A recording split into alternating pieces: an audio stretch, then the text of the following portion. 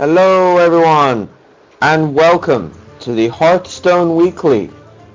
Normally I would talk about the top decks and the top cards, but this week beta came out, and yes, I did get in.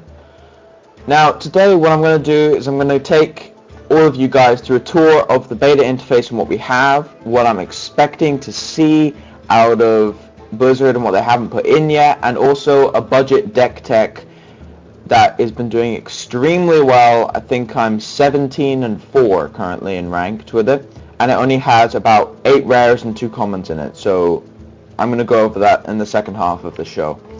But anyway, without further ado, let's get started, shall we? First thing I'm going to go over is the store.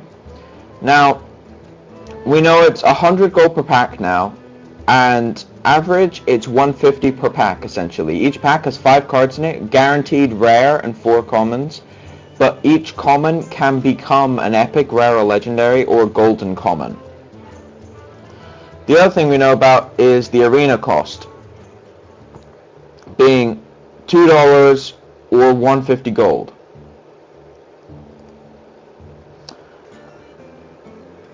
Then we have My Collection. Now, My Collection is basically your entire card collection, and you can flick through each of the pages, look through it that way. There's a mana cost sorting system. You can also filter through my cards, golden cards, things like that. I do actually have a golden card for anyone who wants to see the animations on one of the golden cards. That's a Sorcerer's Apprentice animation. I'm currently trying to get some golden knife jugglers because I want to see what those look like. You can also filter it to all cards. This can be used for crafting purposes. The reason this is used for crafting purposes is because you can't actually select any cards on my cards unless you own them. So that's used to craft a second copy, whereas this is used to craft blank copies. So, for example, I don't have any normal Sorcerer's Apprentices, but I could craft a gold Sorcerer's Apprentice from here. Now, on the other side here, you can go reward sets, which is from quests. Expert sets is what you get from packs.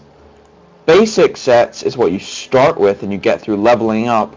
And all sets is everything included. That's the basic filter system. The deck system over here, you pop up a deck. It shows the number of cards you can use, so you can edit it. And shows your list over here. And then if I go back, I can say new deck. And then you can pick a class. I'll randomly pick Shaman. Pick a class, and then you just click each card to add it, essentially. That's all you've got to do. There's even a suggest a card feature. I wouldn't recommend using it. However, it kind of turns it into an arena type thing. So you just keep picking your cards, you figure out what you need, and then you go through it that way. It really wants me to pick Bloodlust, apparently. Yeah, okay, I'll pick Bloodlust. Third rock bitter. Anyway, basically you can do it that way, or you can do it selectively. In my opinion, if you're new to the game, you should use suggest a card and pick what you think is the best. Rate it bombs, so really big creatures, removal, then effects. Don't pick effects over removal because you need removal. Treat it like the arena. In fact, suggest a card is a good way to sort of train for the arena because that's the #1 way of getting gold in this game. So if you're new to the game, when you get beta access, I suggest using suggest a card. But if you're fairly experienced with card games and you know a lot about Hearthstone, just do it manually because it's not perfect. And yeah, you can finish it automatically as well. I would not recommend that either because it will probably be terrible. But what can I say? Anyway, next is practice mode. Practice mode is where you can play against any AI. Now, I'm going to choose my Paladin deck here, and you get a selection of AI. You can also go Expert AI. Normal AI is pretty easy. Expert is actually quite challenging in some aspects. And to unlock Arena, you need to beat every single AI class, because you need to unlock the class by beating it. The same goes for if you want to play it in Constructed. However, you do start with the mage, and it takes about an hour total to unlock every class, so it's not actually that bad. If you want to just breeze through it, just play normal, because the normal AI is extremely easy. Expert AI might give you some trouble, but if you want to just unlock the classes, play normal. If you want to actually get a challenge that you want to test your deck properly and you don't want to play it against random people on Battle.net, then pick Expert. So, our final play mode on here is, well, play mode. Now, again, you can select decks. You have a shared ranking between all your decks. So make sure you figure that out. There's an unranked mode for when you want to try out new things. You don't get medals for this. And then there's a ranked mode where you get a ranking based on how well you're doing. Currently, I'm a 1-star diamond. That's mainly because I don't play Constructed that much. I play Arena solidly, for anyone who's been on my Twitch channel recently. I do stream nowadays. I do stream beta, mostly Arena. I've been doing pretty well, actually. But anyway, the ranked system, we don't know what the medals are for, apart from a rank, because the beta has only been out for a couple of days. I'm guessing it's some reward system that happens once a week, because that's what the medals were used for in the original alpha. So I don't know, but we will see, and when we get an update on that, I will make another video on it. So that's the matchmaking system. And lastly, I am going to go to my deck. So, now this is a deck that I've been playing on ranked. It's so far gone 17 wins and 4 losses, but the actual arcane dust required to craft this is extremely low. I think it's got 8 rares and 2 commons, so it's not that bad. But the actual deck functions quite well, even without some of the rares.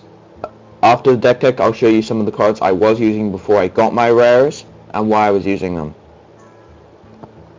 So, Blessing of Might. This is a token deck, so Blessing of Might can be used to boost a token to kill 4 health minions, or to boost a 2/1 token to kill Senjin Shieldmaster. It's a big deal.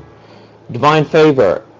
You go through cards very fast in this deck. So Divine Favor is a must, because it will draw you 3 or 4 cards. My advice is only use this card when you absolutely need to. Don't use it early, because if you use it early, you won't draw that many cards. If you aim to draw 3 to 4 cards off this thing, go for it. However, if your opponent is an aggro deck and he has 2 cards in his hand and you have only this, play it. Armed Beacow, the Jotto Beacow, in fact. The Jotto Beacow has followed me trustily, and he silences everything, and he's won me quite a few games in Arena and in Constructed. Not much I can say, really. He's a piker. It's a magic term. He's a 2/1 for 2.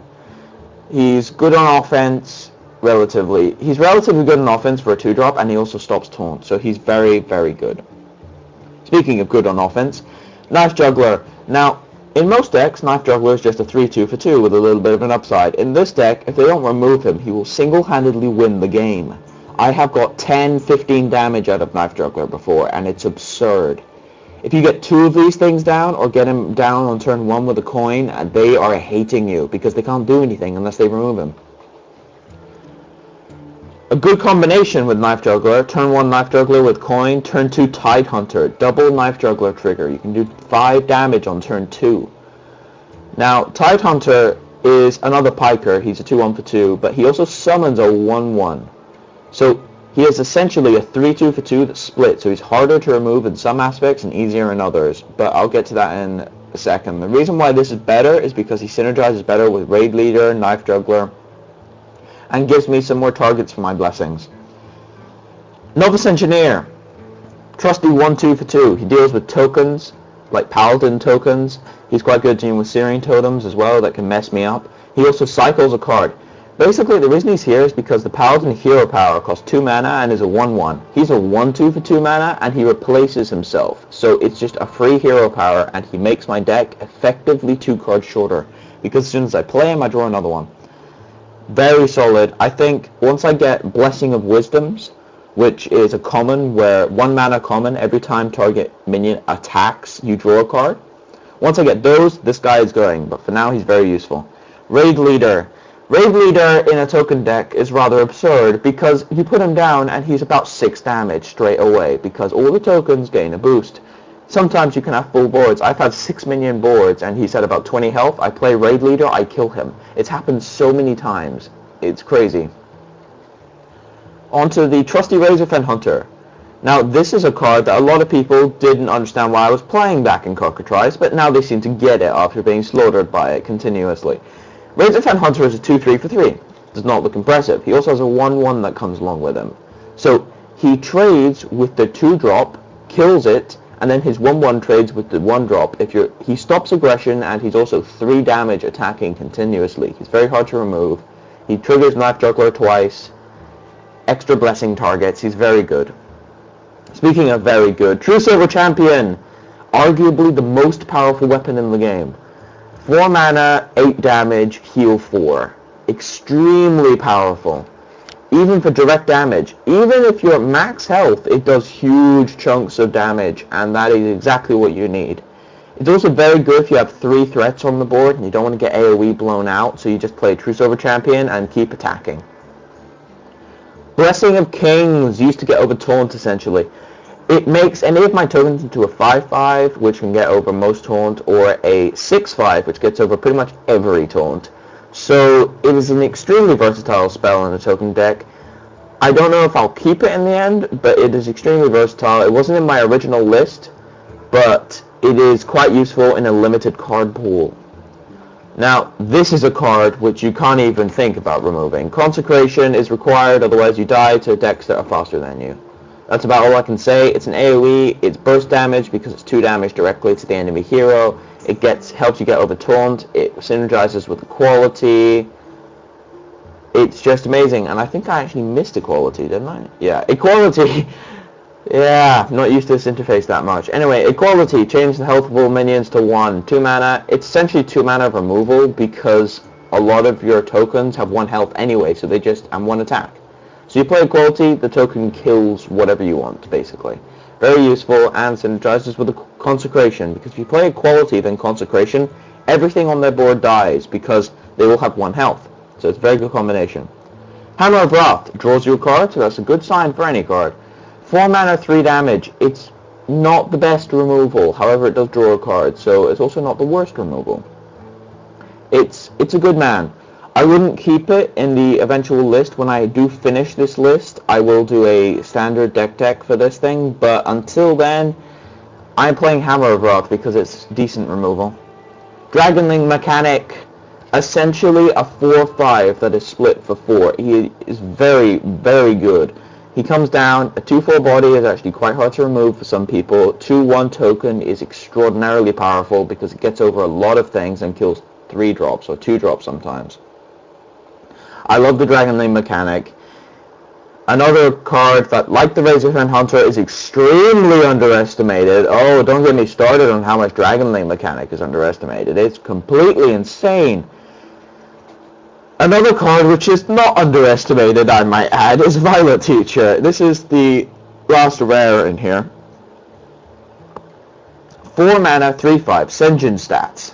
That's a 3-5 for 4. But whenever you cast a spell, you get a 1-1. Now, I've made 6, 7, 8 tokens out of this thing before because people don't really realize how threatening it is. They're just like, oh, it's a 3-5. I might remove that at some point. No, if you don't remove it, you will die. It does so much so quickly. It's crazy. I got this in Arena once with a Rogue, and I got, I think, 8 tokens out of it, 9 tokens in one game. Do not underestimate Violet Teacher. In Constructed, it's a monster because you can design decks around it. Last card, Stormwind Champion. He is my end game. 6-6 for 7, fairly big for this deck. However, he makes all my other stuff huge. He's like a really, really powerful raid leader. Think of him that way. He's raid leader copies 3 and 4. When you get 2 of these out, it's absurd. When you get, I've got 2 raid leaders and a Stormwind Champion out before, and I was summoning 4-2 Silver Knight recruits. 4-2. That's insane. The amount of buffs you can get in this deck is completely off the chain. But Stormwind Knight is arguably one of the more powerful 7-drops. He's not really that powerful for standard. However, because of the limited card pool, I have to use him over some of the other later game minions. But anyway, so the actual Arcane Dust value of this is 8 rares, I do believe, which is Knife Juggler, Equality, Divine Favor, and Violet Teacher. That's 800 Arcane Dust, and the only other Arcane Dust use in here is R&B Cowl, which is a common, so it's another 80. So 880 Arcane Dust is required to make this deck. It's not too pricey. It's about the price of 2 epics, which is not too bad. Now, other cards I have been running in the past when I didn't have that many slots were a second Blessing of Kings. I was running a second Blessing of Kings instead of a Violet Teacher, and a second Blessing of Might instead of a Violet Teacher. That's what I was running. Equality I think is essential, and Knife Juggler is essential, so I wouldn't try the deck without those two. You can try with Knife Juggler, but you really do need Equalities as well. Divine Favors, I was running Iron Fur Grizzlies, and before I got Equalities, I was running Senjin Shield Masters. But that was basically the only change. So it's a very budget deck tech. It's been doing quite well, to be honest. I was very surprised how well a token deck with very, very limited resources put into it was doing, but it has been doing extremely well. So any Paladin players out there, this is the deck for you to try if you want to do well in Ranked when you get beta. I will do some other budget deck techs, maybe a Shaman or a Mage one at some point, since I have a lot of Mage cards, essentially. And Violet Teacher and such are very good for Mage. Anyway, as for now, this has been Jotto. If you like the content, please subscribe. I'll put my Twitch information in the description, and the Mana Grind info in the description, and a link to my last video. Please comment if you have any feedback or what you want to see deck tech wise or in the next show. And this has been Jotto signing off.